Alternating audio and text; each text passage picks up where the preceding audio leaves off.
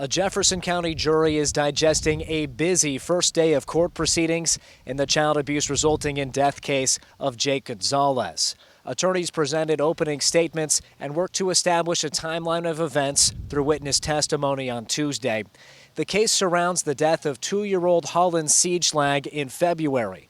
Gonzalez was in a relationship with Holland's mother, Baily, and living with the two in Fairbury at the time. Prosecutors want to hold Gonzalez responsible for Holland's death.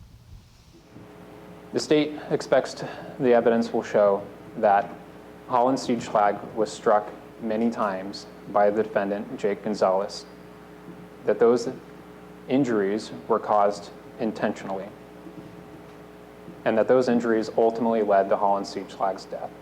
The state's first piece of evidence was a 911 call from Baily's friend MARLISSA BERNHARDT. Can you do a welfare check on Baily Siedschlag for me? What's going on her?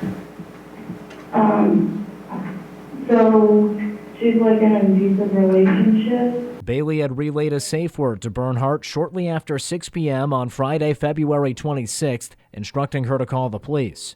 The Jefferson County Sheriff's Office responded. This video is from Deputy Aaron Christ's body camera. Deputy Tommy OSIENGER talks with Baily in the hallway while Gonzalez goes to the stairwell. Once Baily requests an ambulance, officers start out after Gonzalez. They located and arrested him about half an hour later.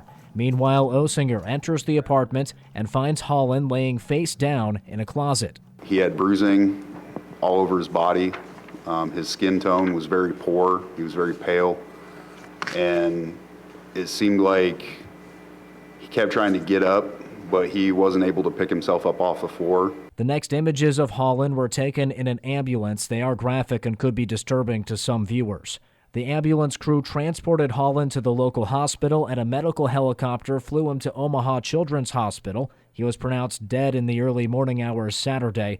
BERNHARDT was at the hospital with Baily. We just got to spend our last moments with Holland, make phone calls to family to say goodnight. The state showed video of Holland appearing healthy while leaving daycare that afternoon. They argued that Baily went to Walmart and left Holland with Gonzalez. When she returned, Holland was seriously injured. Defense attorney Kelly BREEN argued there's issues with that timeline and said Holland had a history of injuries predating Gonzalez. And you got to ask why. This kid has marks on him on occasions when he's presented at the daycare. And Jake Gonzalez isn't even in the home. The trial continues Wednesday with more testimony from the state's witnesses. The trial is expected to last through next Friday. If Gonzalez is convicted of child abuse resulting in death, he could face up to life in prison. In Fairbury, Michael Shively, News Channel, Nebraska.